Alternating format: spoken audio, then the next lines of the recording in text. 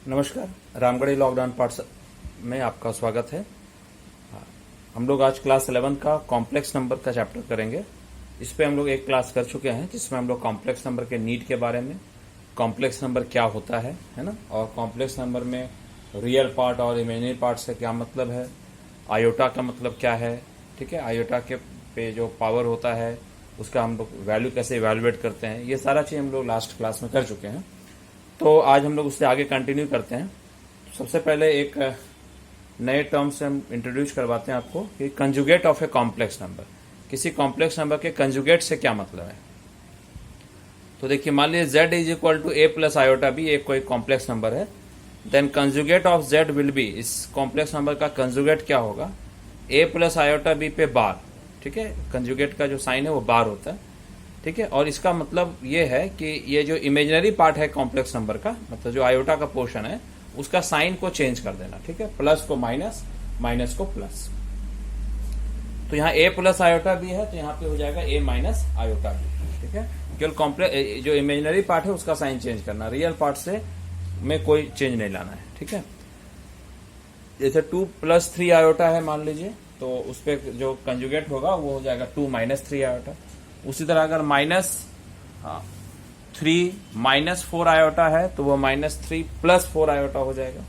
केवल आपको imaginary part का साइन चेंज करना है, यही कॉम्प्लेक्स नंबर का कंजुगेट होता है। अब क्वेश्चन अराइज होता है कि क्या ऐसा कभी हो सकता है कि देखिए यहाँ पर जैसा दिख रहा है कि कोई complex number z a plus iota भी है और उसका कंजुगेट a माइनस आयोटा भी है, यानी दोनों तो डिफरेंट है। लेकिन क्या ऐसा कभी हो सकता है कि कोई कॉम्प्लेक्स नंबर अपने कंजुगेट के इक्वल हो, ठीक है। तो देखिए हम लोग लिखते हैं if z is equal to z bar, अगर कोई कॉम्प्लेक्स नंबर अपने कंजुगेट के इक्वल हो जाता है तो यानी a plus iota B a minus iota B के इक्वल हो जाएगा। तो a कैंसिल हो गया तो iota b is equal to minus of iota b, इधर आएगा तो 2 आयोटा b इक्वल टू 0, यानी b इक्वल टू 0। इसलिए इस कॉम्प्लेक्स नंबर का जो इमेजिनरी पार्ट है वो 0 हो गया। अगर किसी कॉम्प्लेक्स नंबर का इमेजिनरी पार्ट 0 हो जाता है तो इसका मतलब वो कॉम्प्लेक्स नंबर प्योरली रियल हो गया, imply that z is purely real, ठीक है, z इज प्योरली रियल। तो देखिए इसका मतलब z is equal to z bar, कोई कॉम्प्लेक्स नंबर अपने कंजुगेट के इक्वल है, implies that z is purely real. और केवल यही नहीं है, इसका कन्वर्स भी ट्रू है, ठीक है, कि अगर कोई कॉम्प्लेक्स नंबर प्योरली रियल है तो वो अपने कंजुगेट के इक्वल होगा, इसलिए दोनों एक दूसरे को इंप्लाइज करता है। अब अगला कंडीशन कि मान लीजिए कोई कॉम्प्लेक्स नंबर अपने कंजुगेट के इक्वल तो डायरेक्ट नहीं हुआ लेकिन उसका नेगेटिव हो गया, ठीक है, उसका नेगेटिव हो गया, यानी z is equal to minus of z bar, तब क्या होगा। तो देखिए क्योंकि z equal to a plus iota b है और z is minus of z bar, तो minus of a minus iota b, इसको ब्रेक करेंगे तो minus a plus iota b cancel हो गया, a इक्वल टू माइनस है तो 2a इक्वल टू 0, यानी a इक्वल टू 0। तो a इक्वल टू 0 मतलब कॉम्प्लेक्स नंबर का रियल पार्ट 0 हो गया। अगर किसी कॉम्प्लेक्स नंबर का रियल पार्ट 0 है इसका मतलब z इज प्योरली इमेजिनरी, इसलिए वो कॉम्प्लेक्स नंबर जो है वो प्योरली इमेजिनरी हो गया। तो z is equal to minus of z bar implies that z is purely imaginary. और कन्वर्स भी इसका सही है कि अगर z प्योरली इमेजिनरी है तो z equal to minus of z bar होगा। तो ये हम लोग कंजुगेट ऑफ कॉम्प्लेक्स नंबर के बारे में पढ़े कि किसी भी कॉम्प्लेक्स नंबर का अगर कंजुगेट निकालना है केवल हमको उसका इमेजिनरी पार्ट का साइन को चेंज करना होगा, प्लस को माइनस, माइनस है तो प्लस। और कोई कॉम्प्लेक्स नंबर अगर अपने कंजुगेट के इक्वल है तो ऐसा तब होता है जब कोई वो कॉम्प्लेक्स नंबर प्योरली रियल हो और वो नेगेटिव ऑफ अपना कंजुगेट हो, ऐसा तब होगा जब वो कॉम्प्लेक्स नंबर प्योरली इमेजिनरी हो। अब हम लोग आगे करते हैं अलजेब्रा ऑफ कॉम्प्लेक्स नंबर, मतलब कॉम्प्लेक्स नंबर के एडिशन, सब्ट्रैक्शन, मल्टीप्लिकेशन और डिवीजन पे बात करेंगे। तो देखिए सबसे पहले हम लोग एडिशन से स्टार्ट करते हैं। दो कॉम्प्लेक्स नंबर ऐड कैसे होता है, सम कैसे निकालते हैं। तो मान लीजिए z1 एक कॉम्प्लेक्स नंबर है a plus iota b, z2 दूसरा कॉम्प्लेक्स नंबर है c plus iota d। z1 plus z2 करना हो तो दोनों को हम लोग सम करेंगे, a plus iota b plus c plus iota d। तो ये सिंपल भी एडिशन एकदम है। देखिए ये जो a और c जो कि ये एक कैटेगरी का है, आयोटा के साथ वाला एक अलग ग्रुप का है, तो ये दोनों को एक जगह सम कर दी, आयोटा कॉमन निकाल के b प्लस डी कर दी, यानी ये दोनों का रियल पार्ट एक जगह सम हो गया और इमेजिनरी पार्ट एक जगह सम हो गया। लेकिन जब दोनों कॉम्प्लेक्स नंबर को ऐड किए तो आप देखिए जो नया नंबर जो आया ये भी एक कॉम्प्लेक्स नंबर ही आया, कोई दूसरा नंबर नहीं आया, ठीक है। और ये जो प्रॉपर्टी है कि अगर आप कोई किसी एक सेट से दो डिफरेंट एलिमेंट लेते हैं और उसमें कोई ऑपरेशन लगाते हैं, जिसे हमने यहाँ पर एडिशन लगाया है, और जो नया प्रोडक्ट आता है वो भी अगर उसी सेट का हो तो हम लोग उस ये जो प्रॉपर्टी उसी सेट से आ गया, तो इसका मतलब वो जो ऑपरेशन है वो क्लोजर प्रॉपर्टी को सेटिस्फाई करता है। ठीक है, क्लोजर प्रॉपर्टी सेटिस्फाई करने का मतलब कि आप वो जो ऑपरेशन जिस सेट के दो एलिमेंट पे लगा रहे हैं, जो नया एलिमेंट आएगा वो भी उसी सेट का आएगा, वो दूसरे सेट से बाहर नहीं आएगा। जैसे कभी कभी ऐसा नहीं भी होता है, जैसे एडिशन में तो है लेकिन सब्ट्रैक्शन में आप देखेंगे नहीं होगा। जैसे एग्जांपल देते हैं आपको नेचुरल नंबर पे, जैसे 2 और 4 बोथ आर नेचुरल नंबर, लेकिन 2 - 4 करेंगे तो -2 आएगा जो एक नेचुरल नंबर नहीं है, मतलब सेट से बाहर हो गया, तो वहां वो क्लोजर प्रॉपर्टी को सेटिस्फाई नहीं किया। खैर यहाँ पे एडिशन जो है ये क्लोजर प्रॉपर्टी को सेटिस्फाई करता है। तो देखिए यहाँ लिखा हुआ है closure property Z1 + Z2 is a complex number for all complex number Z1 and Z2। ठीक है, आगे है commutative law, Z1 + Z2 is equal to Z2 + Z1, है ना। आप Z1 और Z2 को ऐड करें या Z2 में Z1 को ऐड करें, तो दोनों को जब आप ऐड कीजिएगा तो दोनों में जो आंसर है वो सेम आएगा। ठीक है, आंसर दोनों में सेम आएगा। ये जो प्रॉपर्टी है इसको हम लोग बोलते हैं कम्यूटेटिव प्रॉपर्टी। ठीक है, कम्यूटेटिव लॉ है ये कि Z1 + Z2 is Z2 + Z1। देखिए आप सब्ट्रैक्शन में आप देखिएगा ऐसा नहीं होता है ना, A - B is not equal to B - A, generally ऐसा नहीं होता है। ठीक है, तो यहाँ पे तो खैर ये सेटिस्फाई करता है। अगला लॉ जो है वो है एसोसिएटिव लॉ। देखिए एसोसिएटिव लॉ में क्या है कि अगर कोई 3 नंबर को आपको ऐड करना हो तो क्वेश्चन अराइज होता है कि जब तीनों को ऐड करना हो तो देखिए ऐड तो हम लोग एक साथ 2 ही करेंगे, एक साथ तो तीनों नंबर ऐड नहीं होता है। जैसे मान लीजिए हम आपको दे रहे हैं कि 3 + 2 + 7, 3 नंबर को ऐड करना है, लेकिन जब हमारा माइंड कैलकुलेट करता है, जब हम कैलकुलेट करते हैं तो कोई 2 नंबर को एक साथ ऐड करते हैं, एक साथ तीनों नंबर ऐड नहीं कर पाते। जैसे 3 + 2 कर लिए 5, नाउ 5 + 7 इज 12, तो हम लोग का आंसर 12 आएगा। एक साथ तो तीनों को ऐड नहीं करेंगे, लेकिन अब क्वेश्चन होता है कि क्या आप 3 और 2 को एक साथ ऐड कर रहे हैं, क्या ऐसा भी हो सकता है कि हम 2 और 7 को एक साथ ऐड करके फिर 3 ऐड कर रहे हैं, क्या दोनों में आंसर सेम आएगा? तो देखिए Z1 + Z2 + Z3, Z1 + Z2 में ब्रैकेट लगाए, ये दोनों को एक साथ ऐड किए, या Z2 + Z3 में हम लोग ब्रैकेट लगा लिए, ये दोनों को पहले ऐड करके फिर Z1 ऐड किए, या Z1 + Z2 को ऐड करके उसमें Z3 ऐड किए। ठीक है, दोनों कंडीशन में देखेंगे कि आंसर सेम ही आएगा। ठीक है, पहले आप किसी को भी ऐड कर लीजिए, यानी ब्रैकेट आप कहीं भी लगा लीजिए। ये जो लॉ है इसको हम लोग बोलते हैं एसोसिएटिव लॉ, ये एसोसिएटिव लॉ कहलाता है। ठीक है, तो इसका मतलब ही ब्रैकेट आप कहीं भी लगा सकते हैं। तो ब्रैकेट अगर हम कहीं भी लगा सकते हैं, इसका मतलब ब्रैकेट नहीं भी लगा सकते। ठीक है, ब्रैकेट का कोई इंपॉर्टेंस नहीं है अगर कोई ऑपरेशन एसोसिएटिव लॉ को ओबे करता है तो।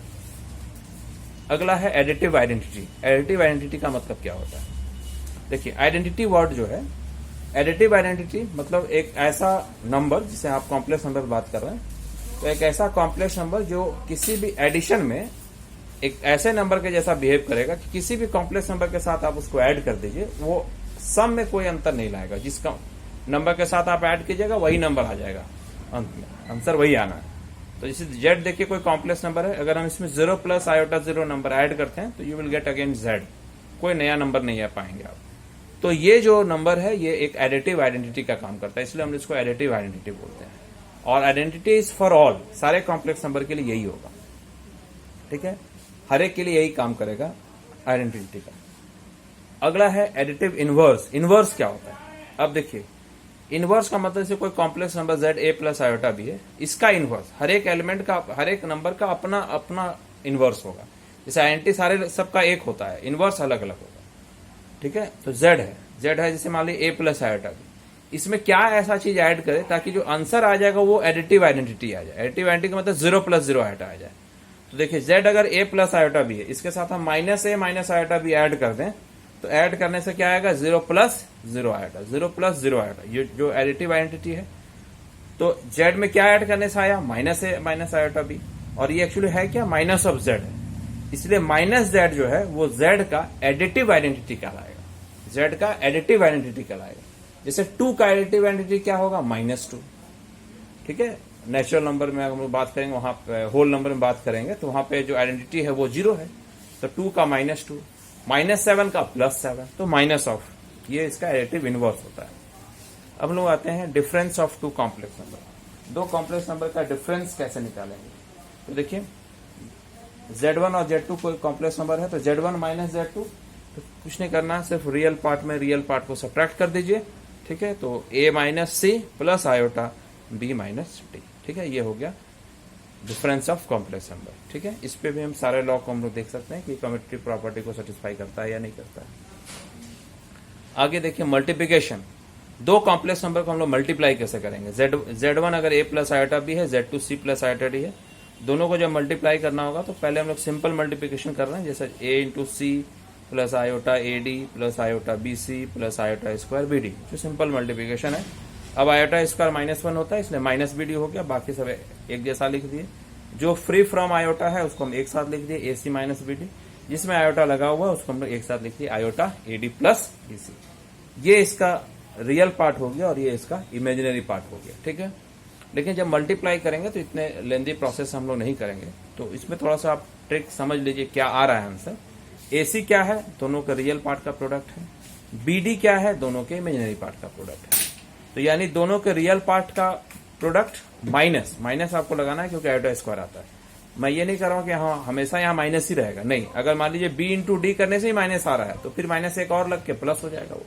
और अगर बी इंटू डी करने से पॉजिटिव ही आ रहा है तो माइनस, तब तो फिर वो माइनस हो जाएगा।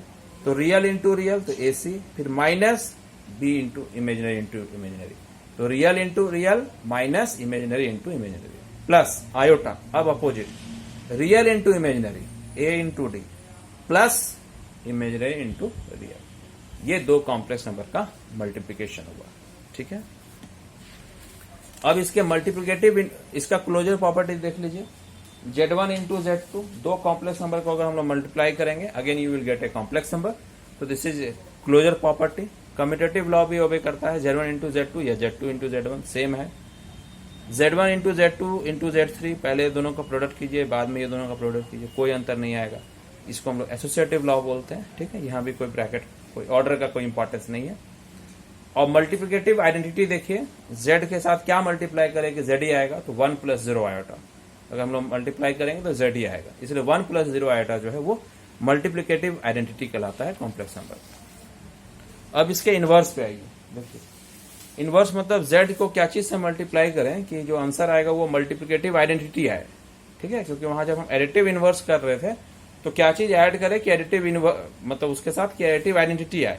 तो उसी तरह इसका मल्टीप्लिकेटिव आइडेंटिटी 1 है, तो z को क्या चीज से मल्टीप्लाई करें, 1 बाय जेड से। तो z इंटू 1 बाय जेड 1 होता है, ठीक है। अब ये जरा 1 बाय जेड समझ लेते हैं क्या है। तो देखिए z a plus iota B है, तो 1 बाय जेड क्या होगा, 1 by A plus iota B, ठीक है। और इसको हम लोग कैसे सिंप्लीफाई करेंगे, ठीक है, 1 by A plus iota B. तो क्योंकि 1 भी जो है उसको भी हम लोग लिख सकते हैं 1 प्लस 0 आयोटा, ठीक है। तो अब एक्चुअली जो हो रहा है ये अब दो कॉम्प्लेक्स नंबर का डिवीजन होने वाला है यहाँ पे, ठीक है। क्योंकि 1 को भी हम लोग लिख सकते हैं 1 प्लस 0 आयोटा और नीचे a प्लस आयोटा बी। तो अब जो हम लोग करेंगे वो दो कॉम्प्लेक्स नंबर का डिवीजन करेंगे, ठीक है। तो अब इसको हम लोग नेक्स्ट वीडियो में देखेंगे कि दो कॉम्प्लेक्स नंबर का डिवीजन कैसे होता है। और पहले हम लोग एक बार डिवीजन को समझ लेंगे, फिर मैं इसमें कम बैक हो जाऊंगा कि मल्टीप्लिकेटिव इनवर्स कैसे निकालते हैं। तो आज के क्लास में इतना ही, अगले क्लास में हम लोग इससे आगे का डिवीजन पे हम लोग बात करेंगे। धन्यवाद।